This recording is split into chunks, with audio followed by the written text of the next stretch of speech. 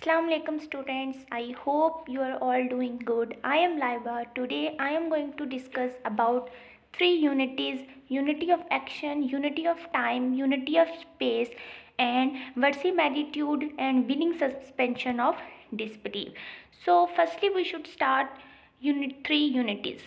In the 1500 and 1600, critics of drama expanded Aristotle's ideas in the Poetics to create the rule of the three unities. Aristotle poetics में Aristotle ने जो है वो derive की थी ये थ्री यूनिटीज़, जिनका नाम है unity of time, unity of place, unity of action. A good play according to this doctrine must have three traits. वो कहते थे कि एक अच्छा प्ले तब ही होता है जब उसके अंदर ये थ्री क्वालिटीज़, ये थ्री ट्रेड्स या ये थ्री यूनिटीज़ पाई जाएं। सबसे पहले जो है इसका मैं अगर एक बात बताऊं तो फ्रेंच क्लासिसिस्ट जो हैं वो कहते थे कि इन तीनों यूनिटीज़ पे उन्होंने फोकस किया था। वो कहते थे कि इन तीनों यूनिटीज़ जो हैं एक प्ले को अच्छा बनाने के लिए जो है वो बहुत ज़्यादा ज़रूरी थी। जबकि जो है वो बेन जॉनसन ने जो है वो इनको बहुत ज़्यादा सपोर्ट किया, लेकिन जो शेक्सपियर थे उन्होंने जो है वो इन तीनों यूनिटीज़ को तोड़ फोड़ दिया, ठीक है, अपने तरीके से। सबसे पहले है the first is unity of action, realistic events following a single plot line and a limited number of characters encompassed by a sense of verisimilitude।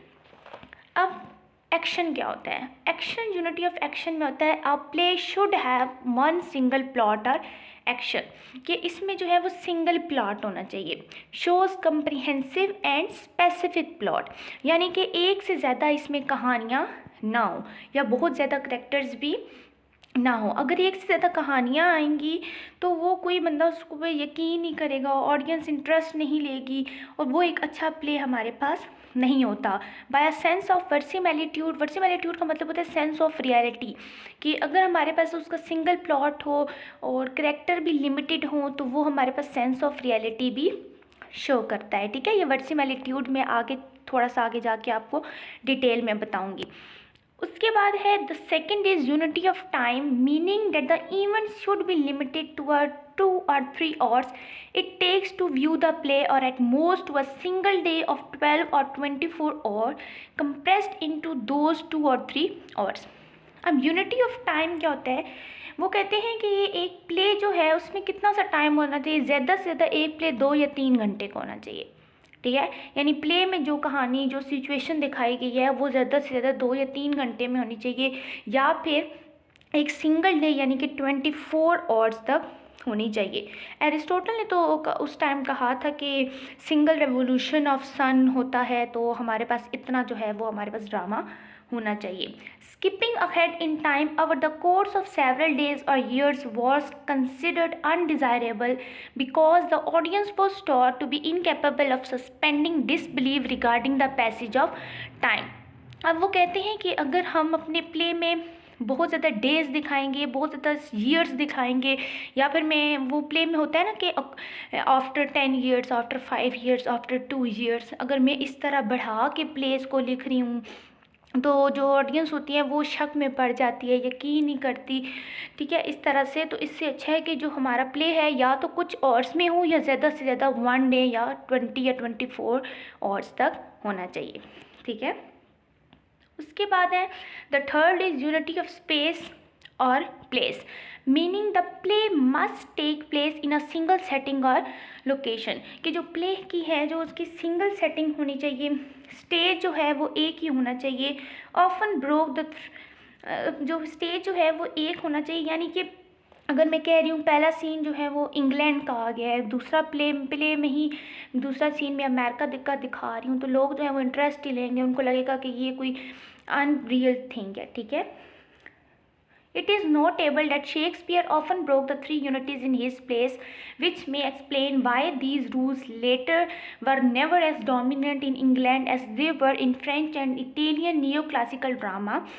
मैंने आपको पहले भी बताया था कि शेक्सपियर ने जो है वो इन तीनों को तोड़ फोड़ दिया, यानी इनको ज़्यादा यूज़ नहीं किया, लेकिन शेक्सपियर के कुछ ड्रामा ऐसे भी थे जिसमें जो है वो इसने ये तीनों यूनिटीज़ को यूज़ भी किया है। जैसे शेक्सपियर का ड्रामा था द टेम्पेस्ट, एक प्ले है शेक्सपियर का, इसमें इसने तीनों यूनिटीज़ को बहुत अच्छा जो है वो फॉलो किया है। French playwrights like Moliere, ठीक है, this word is Moliere, confirm to the model much more strictly in love is the doctor and टर्टफ।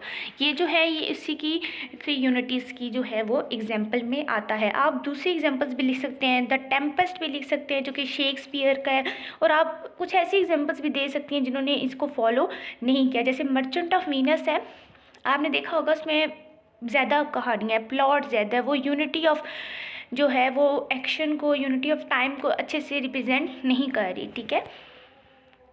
आगे जो हमारी टर्म आ जाती है वो है वर्सिमैलिट्यूड। अब वर्सिमैलिट्यूड क्या है? The sense that what one reads is real और at least realistic and believable. इसको जो है हम ज़्यादातर ड्रामा में यूज़ करते हैं, फिक्शन में यूज़ करते हैं, शॉर्ट स्टोरीज़, पोइट्री वगैरह में जो है वो हम इसका यूज़ करते हैं। अब इसमें हम क्या क्रिएट करते हैं? हम सेंस ऑफ रियलिटी को या ट्रुथ को जो है वो क्रिएट करते हैं। For instance the reader possesses a sense of verisimilitude when reading a story in which a character cuts his finger and the finger bleed. अब कोई करेक्टर जो है वो अपनी फिंगर को काट रहा है, उसमें से खून निकलेगा, तो हमें एक रियल सिचुएशन लगेगी, वो दर्द से जो है वो चीख रहा होगा या उसको गोली लगती है, तो हम उसको उसका दर्द जो फील करेंगे, हमें पता भी है कि यार ये अनरियल है, ऐसा ड्रामा है, लेकिन हम उसमें सेंस ऑफ रियलिटी जो है वो शो की जाती है, ठीक है। If the character's cut finger had produce sparks of fire rather than blood the story would not possess verisimilitude. अगर हम दिखाएं खून की जगह कुछ और निकल रहा है तो वो तो जाहिर है हमें रियल नहीं लगेगा, ठीक है। Note that even fantasy novel and science fiction story that discuss impossible events can have verisimilitude if the reader is able to read them with suspended disbelief। अच्छा, कुछ नॉवेल्स में, कुछ साइंस फिक्शन में ऐसा भी होता है कि एक चीज़ जो हमें पता है कि यार रियल नहीं है, ठीक है, लेकिन हम फिर भी क्या कर रहे होते हैं, उस पर यकीन कर रहे होते हैं, ठीक है। सब इमेजिनेशंस होती हैं लेकिन उसमें रियलिटी फील होती है, उनके इमोशंस रियल लगते हैं, ट्रुथ लगता है सब, ठीक है। रियलिस्टिक फीलिंग्स आए, आपको लगे कि यार ये कोई प्ले नहीं है, ठीक है, ये रियलिटी है, तो वो उसको हम कहते हैं वर्सिमैलिट्यूड, ठीक है। उसके बाद है विलिंग सस्पेंशन ऑफ डिसबिलीफ। ये क्या होता है? Temporarily and willingly setting aside our beliefs about reality in order to enjoy the make believe of a play, a poem, film और अ स्टोरी। सबसे पहले मैं आपको बताऊं कि ये विलिंग सस्पेंशन ऑफ डिसबिलीव ये एस.टी. कॉलरिज ने क्वाइन की थी ये टर्म, और आपको याद होगा कि इन एस.टी. कॉलरिज ने और विलियम वर्ड्सवर्थ ने एक वर्क लिखा था लिरिकल बैलेड, ठीक है। अगर आपको उसमें याद हो तो वहाँ पे जब उन्होंने लिरिकल बैलेड लिखा तो उन्होंने डिसाइड किया कि कॉलरिज जो है वो सुपर नेचुरल एलिमेंट्स को, इवेंट्स के बारे में लिखेंगे, ठीक है, जो कन्विंसिंग होंगे, और जाहिर है उनको कन्विंसिंग बनाने के लिए हमें विलिंग सस्पेंशन ऑफ डिसबिलीफ का होना बहुत ज़्यादा ज़रूरी है। और डब्ल्यू यानी वर्ड्सवर्थ को कहता थे कि ऑर्डिनरी सब्जेक्ट को एक्स्ट्रा ऑर्डिनरी लिखेगा, ठीक है। खैर वर्ड्सवर्थ का जो है वो हमारे लिए इतना इंपॉर्टेंट नहीं है, असल बात जो है वो एस.टी. कॉलरिज की है कि वो सुपर नेचुरल एलिमेंट्स को कन्विंसिंग बनाएगा, और कन्विंसिंग हम कैसे बनाएंगे? विलिंग सस्पेंशन ऑफ डिसबिलीफ से बनाएंगे, ठीक है। अब देखिए होता क्या है, perfectly intelligent readers can enjoy tall tales about Pecos Brill roping a whirlwind or vampires invading a small town in Maine, or frightening alternative histories in which Hitler wins World War II without being gullible or childish।